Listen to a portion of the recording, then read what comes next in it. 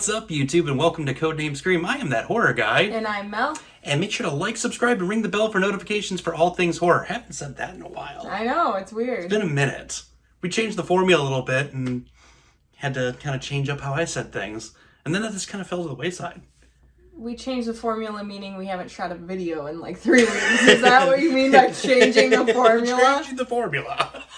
Yeah, we changed our shooting schedule. Once again, we are just crazy busy. Yeah. The two of us. We're shooting a bunch of videos today, though. So yeah, we're making up for it with a bunch of videos today for you guys. That'll be over the next couple weeks to make up for the fact we both have just been incredibly busy. Yeah. Music's been busy. Mm-hmm. Pod's been busy. Mm-hmm. If you haven't checked out our podcast, Scream Team Horror Podcast, it's anywhere you stream, really. We just did the Final Destination movies. We that did. was fun. Yep, we did a 2-part episode to the Texas Chainsaw Massacre films, leading up to the one that just came out. But, so yeah, welcome to Last Words Being Said. Yes. Yeah, we changed it up a little. Dun, Dun, dun, dun. And deciding to throw it back to how things used to be. We have an original. We have a remake. Yes. Kind of a remake. And we're super late on this. We're very late on this. Because we had a whole Valentine's Day smorgasbord planned, and we're throwing it all away because we didn't do anything. No, we've done plenty. We've done a lot, just not anything Valentine's Day related. Yeah, which we were supposed to do. Yeah, and apologies for that, guys. Just things got real crazy. We dropped the ball. We dropped the ball. You know what I was thinking? Because we were going to do prom night. But we can now do that on the podcast because it's a franchise. Yes. Yeah, the whole gimmick with the podcast is full franchises. Yeah. Not just singular films like you guys have been accustomed to here. We talk about them, but in their entirities. Full franchise nudity. Full franchise. Ooh. That'd be a little awkward. Yeah. I just thought it sounded like full frontal nudity, so I said full franchise nudity. Anyways, last words being said. We have our original, we have a remake. What are we doing? We're doing, so aptly themed for our past holiday that we missed, we are doing both My Bloody Valentines. Yep. Original and 3D. Yep. Anyway, My Bloody Valentine. The original came out in 1981. Directed by George Mihalka. Written by John Beard.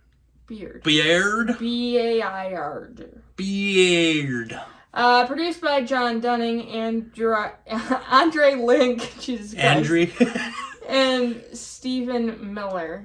I wonder if he's got a band. What? Steve Miller. Oh. You're quite the joker. I'm the smoker. Midnight Toker. My Midnight Toker. Yeah, that's all me. So, how do you want to do this? Do you want to do let's focus on one at a time. Yeah, let's do one at a time. So, 1981. So, budget, 1981. box office. Budget, $2.3 million. Tiny little thing. But for 1981, it's not super low, and by the quality of film we got, it just seems very high for the quality. Yeah, big time. There wasn't a lot happening. It wasn't a lot, but you know what? Fine. It was successful in the box office with $5.7 million. So over double. Over double. So not bad. And if you adjusted that for 2022 inflation, it's $17.6 million. Yeah, it's not bad. Not bad. Most movies we've covered just have that as just their box or their budgets. Budget, right? So yeah. And on Rotten Tomatoes, it got a 58% critic score and a 52% audience score, which is not bad. That was close. Yeah. And we don't get a lot of that. Yeah, because people are just... Critics and audience are just two different breeds of people. Oh, yeah. Big time. One's grumpier than the other, usually. Exactly. And yeah, so this film, if you haven't watched it yet, there is an ability to stream it currently on the Starz app. And if you have Amazon Prime, you can get Starz added on with a trial subscription and watch it right there. I'll provide the link in the description below for you, as I always do. This one surrounds a town, Valentine's Bluff. The cursed town. The miners that all got caved in because a couple coworkers wanted to go party. Valentiners. Oh, Valentiner miners. Valentiner miners. I like that. One of them is alive still and cannibalizes the rest of them, put away. Comes back, kills the people that were in charge of how he died. Or how everyone else died, I should say. I'm like a total loss for words here. First. He comes back, breaks out a year later on Valentine's Day, seeks revenge. I think that's fair. They put him away, but he puts a curse on the town. And then we watch the curse 20 years later happen. Yep. That's about it. That's about it. I do have some fun facts about it. The movie was shot at Sydney Mines in Nova Scotia because of how grungy and rustic they appeared. They did look quite... But that was fabricated. And this is why. When the locals found out they were going to shoot a movie there, they were like, oh, we have to make it clean and shiny and sparkly. So they spent $50,000 to have the mine painted and cleaned. Seems like a waste of money. And then it defeated the whole purpose for the reason shooting there, because they liked it because it was gross and they sought it out for that reason. And then they spent $75,000 of the budget just to mess it all up again. Yeah. Just terrible. To recap, $125,000 was spent because of a mistake the town made. Just shy of a quarter. I feel like the town should have paid to mess it up again. Yeah. Because they messed it up by cleaning it up. Yeah, I would have loved to have seen it be really grungy and dirty. I would have loved to see how mad they were when they got there and realized it was like a IKEA showroom. Right, it's like, this is supposed to be a mine. The MPAA, boy, we love them. Oh, God, yes. They cut out about 5 minutes of the movie. The movie was released shortly after John Lennon was shot, so violent movies were being moderated even more so than usual. Mm-hmm. So there's like 5 minutes of this movie that didn't get added in because the MPAA was like, nah. And you could probably have taken it or leave at that point, you know? Yeah. Thomas R. Berman, who did the special effects makeup on the film, claims that one of his creations was so bloody and realistic that the director, George Milhaka, or whatever his name is, he threw up at the sight of it. Wow. Made him barf. Yeah. I mean, we'll get into that. We'll get into that. We'll come back to that. This one I thought was super interesting. Quentin Tarantino says that My Bloody Valentine is one of his all-time, or it is his favorite all-time slasher movie. Really? Yeah. Yeah, that was kind of my... Well, okay. Yeah, I really don't know how to take that. Yeah, I don't know. I guess I can kind of see it if you look at like the Grindhouse. Yeah, when now I'm like thinking about his work of art, and I'm like, okay, I guess I can kind of see it. I think I pictured him liking something a little weirder than this. Yep. This just seemed like a little straightforward. I expected him liking like, I don't know, just anything else, really. Yeah. Cannibal Holocaust. Like Cannibal Holocaust. Yeah, just something that's really off the cuff and crazy. Yeah. This is pretty obvious if you're into music at all, but the British shoegaze band My Bloody Valentine took their name from this movie when they formed in 1983. Yep. Which is kind of weird because that would be like...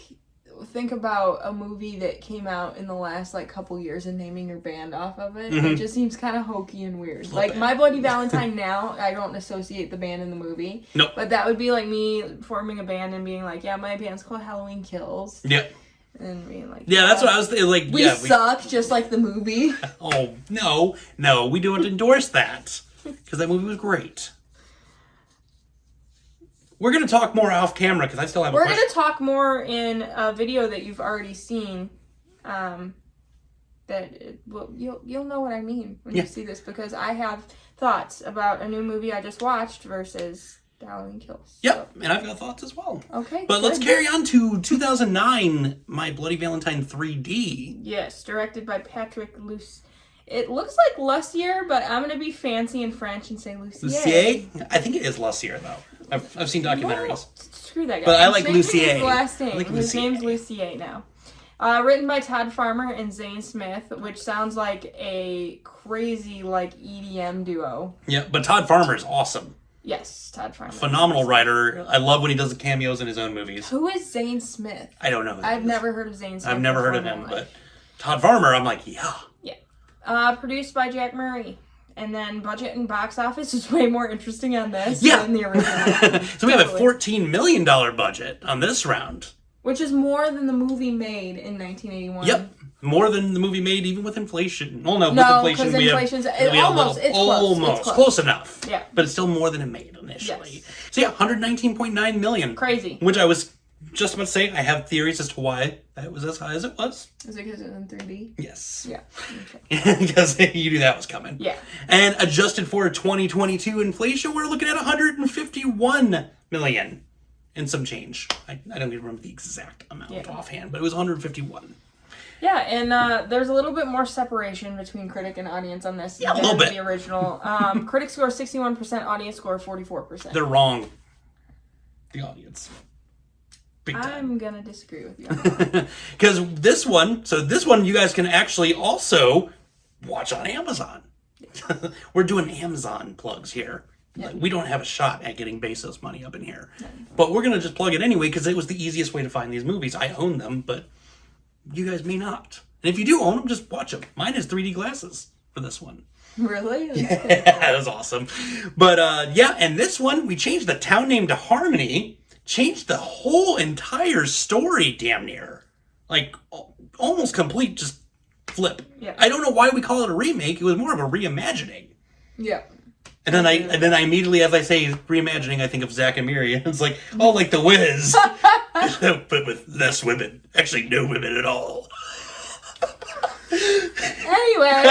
Anyways.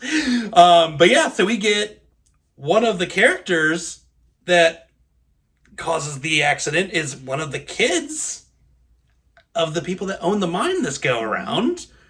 And the party that happens 20 years after the initial incident is the party that actually causes everything to happen this go around. And then we get another bloody run 10 years later. Yeah. And a twist ending. Before we get into what we liked better and blah, blah, blah, I have some fun facts. Yes, so let's get the facts on this one. It was the first rated R film to be projected in Real D technology. Yes. Which was interesting. Mm-hmm. The film was made into a haunted house at Universal's Halloween Horror Nights, which would have been super cool. I would have loved to have seen that, It's like some sort of roller coaster ride type thing. I believe it was. I feel like I remember seeing that or something. Or maybe the Horror Nights over there are just killer. Yeah. No pun intended. Yes. I can't recover from that for you, so I'm just going to move on. The film was shot in Pennsylvania because the production crew was able to take advantage of the state's incentives for filmmaking. Which they have some of the best incentives for filming there because who wants to film in Pennsylvania? Because Fair it's enough. Boring. Yeah. No offense to anyone that lives in Pennsylvania, but I've been there and it's boring. But your hardcore scene's amazing. So, the diner used in the movie is called Valiant's Diner, and it still operates as an old school diner. That is awesome. Which is super cool. I would like to go there, even though this movie sucked. I would still like to go there. All right, well, we're right out of the gate. I was like, all right, so clearly Mel has some opinions. Yeah, it's dumb. Wow. It's stupid. It is a dumb concept compared to the original. And okay, why do you feel that way, though? Because the original concept was flawless. Yes. There was no flaws in that whatsoever. So if you're going to remake the movie, don't change the entire concept. Mm-hmm. But the one thing I do approve of is the town name change. Yes. Because I thought that having Valentine in your town, that was so on the nose that it made me want to die. But I don't know. Other than that, it was boring, and I feel like maybe seeing it in 3D would have been different because I didn't watch it in 3D. But I almost like that I didn't see it in 3D because I can judge it for an actual movie. Yes. And not have these distractions. So I don't know. I just thought it was stupid. I don't really have any reason for it. I just thought it was stupid. It didn't. Okay, but what was the takeaway for the original then? Because you're singing some pretty high praise on the original. The original one, I feel like, was a unique concept at the time. There was nothing like it in 1981. It had just the right amount of cheesiness, that early 80s cheese that I love, but it wasn't to the point where it was unwatchable. Right. It was just the right amount of cheesiness. Another thing, I was invested in the characters of the original and not at all in the remake. Yeah. I didn't give a shit about any of those people. I was like, you just die. I don't really care.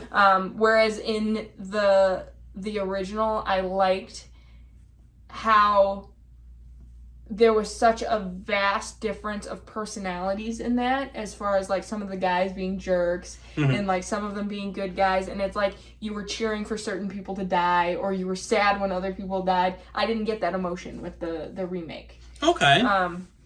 Yeah, I don't know. I think that the original is a great movie, and I think that the remake's a crappy movie. Yeah, fair enough. And the original for me is, superior to the remake, hands down. The original, and you started to get on to that a little bit as well, where it just like, I felt invested with the storyline. I felt invested with the characters a lot more. I liked the use of the practical effects. They were disgusting.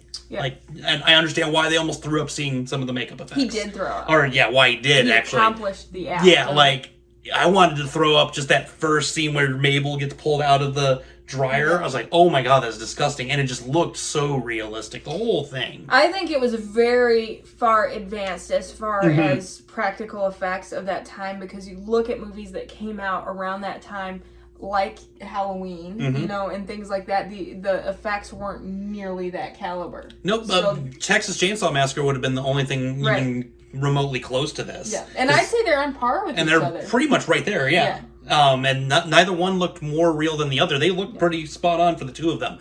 But I will say, the remake, or reimagining, I should say at this rate, I liked it a lot, actually. Not just the fact that it was like a good 3D film, because it was a really good 3D film. I was also invested in the change of the storyline. I liked the fact that the main characters were flipped. I didn't like that. I liked that, because for me it was like, going into it, I knew the original, and I was like, okay, I know what I'm here to see. And to get the twist that we got in that one instead, I love that. Plus, it's a play on mental health. I don't know. I'm autistic. You can't do that kind of thing to me. I was all about it, because the whole time I'm like, okay, I know how this is going to end. I'm like, it's going to be him, and then to be not him, and then a complete psychological twist on the whole thing. It's fucking awesome. You didn't see it coming at all the first time you saw it? No, the very first time I did not see it coming. I kind of did. I watched it, this is fresh eyes. I only watched it once, and it was like a few days ago, and I kind of sensed it. Like, it was a sense of a twist, and you could feel it coming, and I prefer movies where, like, the twist happens, and it just, like, blindsides you. Like, look at Scream. You know, the new one. Yeah. It just, like, that, you completely, like... It was like, the first time I saw this, I didn't know what to expect, because I was like, I expected it was going to be him. Well, and maybe because I had just watched the original, and I was like, there's no way they're going to do it the same way. You know? So. You went into it with an expectation, and that's the same expectation I went into it with. And then to get the twist we got, I loved it. Yeah. I was like, this is phenomenal. It is one of my favorite on the side of remakes is concerned. It's lower on the list as far as that's concerned. I will still say, without a doubt, the Evil Dead remake is the best remake we will ever get. I 100% agree with that statement. Yeah, that will never be topped. Yes. Ever. Yes. Like, I have yet to see a remake that's better. That's one of the only things we agree on ever in life is that, yes. Michael Myers and Evil Dead. Yes. And Scream. And Scream. Yeah. I think we agree on most things. But anyway, if you guys have seen either one of these films, one or the other, and you need to watch the whatever, however way you've seen this or you haven't, sound off in the comments below. Let's talk a little bit more. I kind of alluded to the spoilers a little bit, just a smidge. But it's the last words being said. Yes. So I have to make sure I don't spoil it. Yes. So if you do want to spoil it, we can talk more privately. And for those of you that have been following the channel to this point, you know that Slashathon's right around the corner. We're going to be starting that here in just a couple weeks. It's a good one. And we just finalized all of our matchups. If you are on our Patreon, patreon.com/codenamescream for only $1 per month, you guys are actually going to dictate one of the first rounds. Yes. The poll goes up this week. It'll go down the week before we start shooting. So you guys got a full week from now until then. And I will tell you this now, too, because we just determined this, that Patreons, we always say you're superior to everyone else. So your votes are going to be worth 2 points versus everyone else, which is just worth 1. And even if you're a patron and you vote here in the comments like we always do, it'll still count. So you get 3 votes. 3 to 1. So if that's not all the more reason to come spend $1 per month, how about some exclusive content? Yes. You get that. Do you want our episodes of our podcast before they go live? You get that too. Yes, you do. Do you want to stare at Mel and I for more than 20 minutes? Yes, you do. Maybe. At least half the screen. Yeah, at least half. And speaking of halves, I look like the guy from God of War. my god. So, Anyway. yeah, with that being said, scare you later, YouTube.